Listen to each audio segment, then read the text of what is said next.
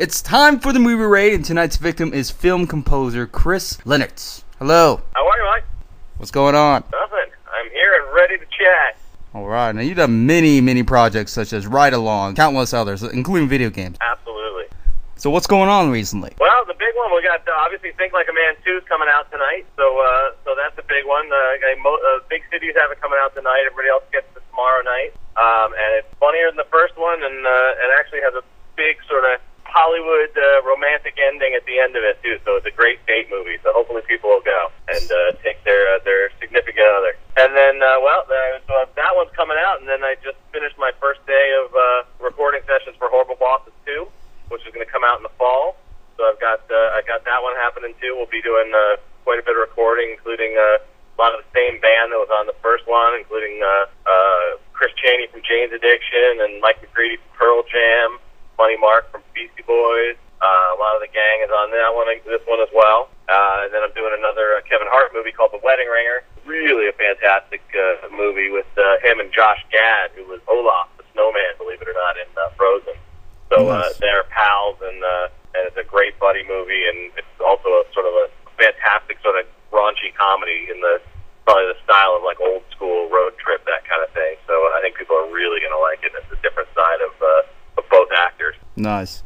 And when it comes to the composing part, there's a lot of action-related films when it comes to more dramatic type movements. Do you think it's more of a one-sided thing, or do you think there's going to be much more to it? Well, I don't know. It depends on what. I think there's a lot of stuff that goes unseen, perhaps, especially in stuff where there's like action comedy, like Ride Along was, or like even at the end of Horrible Bosses and Horrible Bosses 2, there's big action. But then they're also still meant to be funny movies and kind of crazy movies. So for me, it's nice to be able to do a little bit of everything. And I think there's the action stuff is obviously where the music is the biggest and the loudest. But I think the comedy stuff really helps a lot, because if you set the right mood for a comedy, it allows everybody to really have a good time with the movie, too. Oh, yeah. Sometimes when they have bands that are playing in certain climatic scenes, sometimes it doesn't really match up. It's like, okay, that's cool. I like AC/DC, but it has nothing to do with the scene. Yeah, exactly. But I love AC/DC, too. Sometimes it's great. You just never know. Yeah, especially like those cop-related shows, most likely, because you got that da-da-da-da, and it's like, it seems a little bit too cliche. It seems like one-sided. So that's why I was asking. It's like, do you think that's something that should be more tweaked out? Yeah, I mean, I think we always strive to do the best we can, make it. You want that kind of experience. Like when I look back at when I was growing up, with stuff like Beverly Hills Cop and movies like that. It's like the music just fits the movies, and that's what we always try to do. And I got a submitted question as well. Vic asks, are film scores digital now? Yeah, pretty much everything we record is digital. We still use a lot of analog equipment because, in all honesty, I think, especially when you're doing rock stuff and things like that, it sounds a little bit better. We usually use analog preamps and analog EQs and stuff to sort of make the sound really rich. Analog is very rich. But then digital, at the end of the day, we always go digital just because it's very easy to manipulate, and it all gets transferred onto the film in the highest quality possible. Especially in this case, because you can polish it up, make it sound nice, but also a little bit of old school is good too. You can never eliminate that at all. Exactly. Do you think when it comes to composing, you think it's more about using your ears, or do you think it's about the whole mystery, paint a picture? I definitely think, I think it's a lot about the ears. I think it's a lot about knowing, the whole point of composing for movies and TV and things like that is to make help the audience feel something. And so part of it really has to do with drama and making sure that, if they're meant to feel sad or scared or tense, you have to, go with what as a composer to bring out that emotion. So I think it's very visceral. It's really drama-based.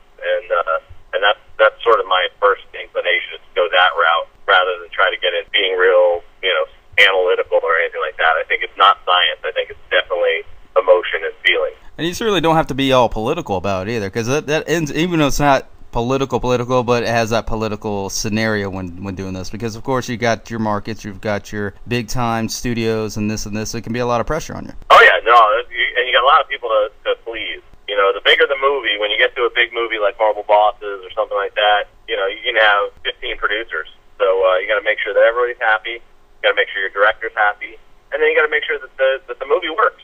So a lot of that is just sort of making sure that you take everybody's thoughts into account, and then sort of filter them all through talent or through your experience, and then come up with the best thing that sort of pleases everybody.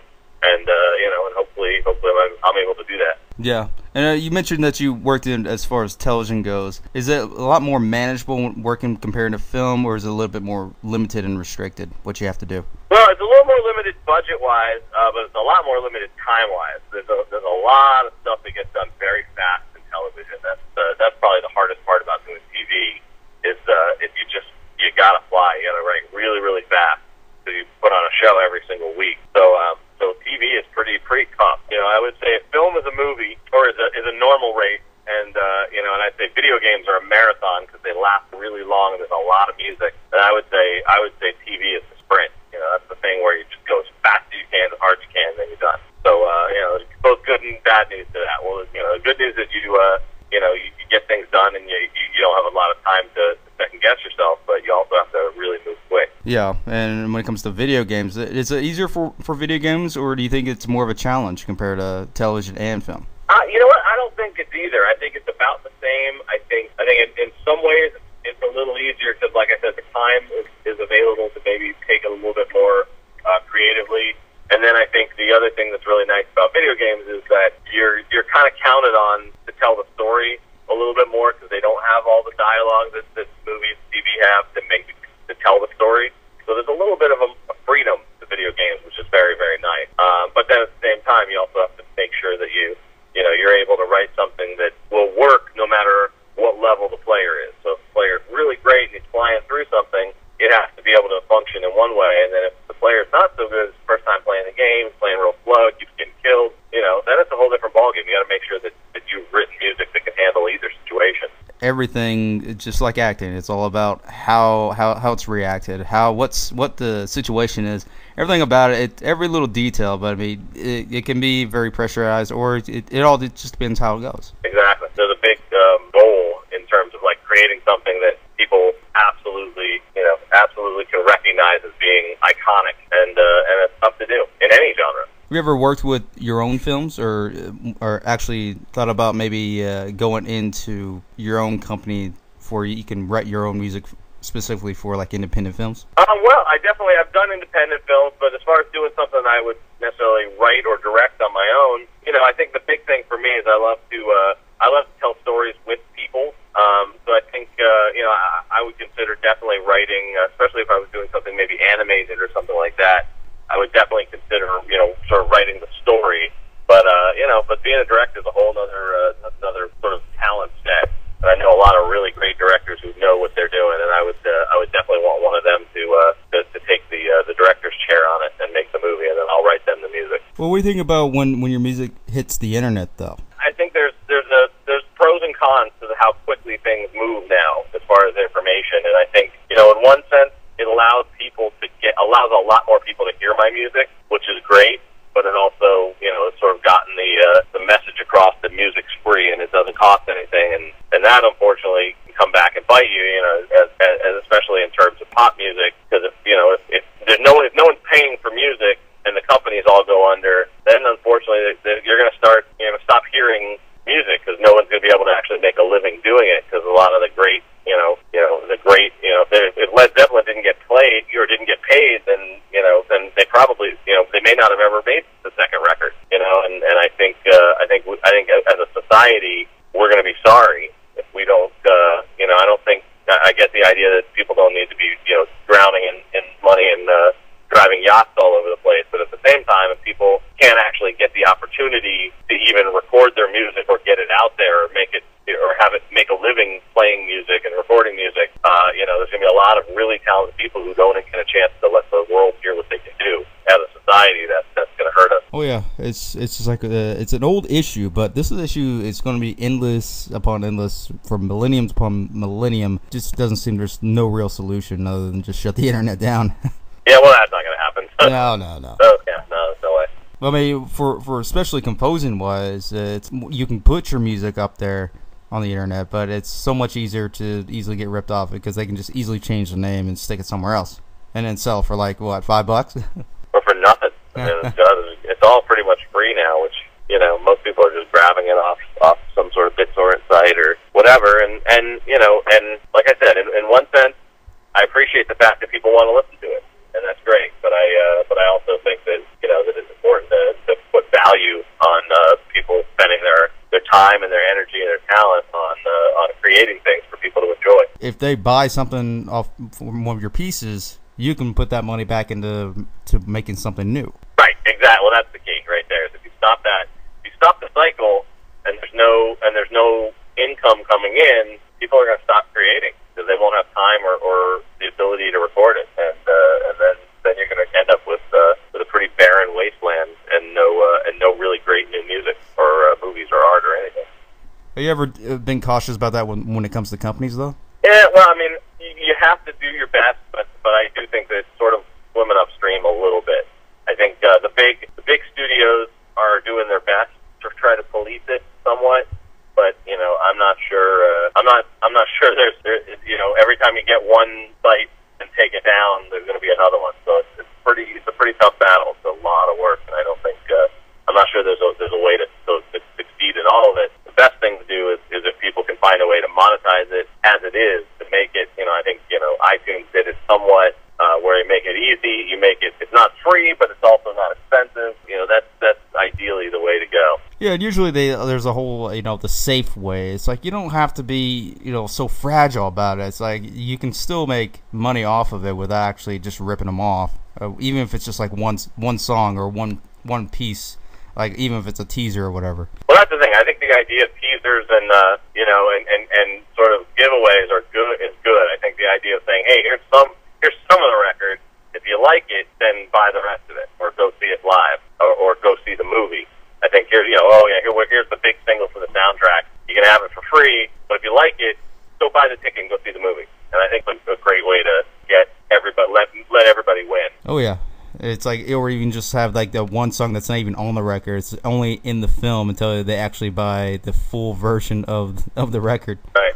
Oh yeah, no, great call. It's a huge risk now between, of course, with actors and directors and stuff. But when a movie-wise, especially music, it all depends on the marketing and the promotion. And if it bombs, it could kind of hurt you in a way, and may not get a whole lot of sales for you, even though if you have, you know, your rights to your own music and you have it on your site and stuff. Yeah, no, if the movie goes under, it's pretty much a loss. Well, yeah, it's like you have to solely rely on that movie. It's like, I hope this works. Yeah. So, is there anything that you've basically learned from what you do? Is anything you want to share to those that want to break into this? I think the best thing for somebody who wants to become a composer, besides obviously needing to know how to write music and needing to have an appreciation for music, is really get out there and meet directors. And that's, you know, by going to whether it be college or film school or, you know, or even film festivals, do that kind of thing. Meet your young directors. Meet the guy who's going to be the next Steven Spielberg or the next Steven Soderbergh. And those guys are going to be the people that you work with and make great movies with. And I think that's, I've been lucky to meet a lot of great young filmmakers and get a chance to keep working with them. So I think that's my biggest piece of advice. It's all just, like I said, it depends where you go. Everyone wants to say that, oh, just go to California. That's the main place. You don't actually have to go to California. It is a sole base, yes, but there's always an option. Yeah. Oh, you can be creative anywhere. You never know. There is no limit to this. You just have to keep at it. It all depends where you go.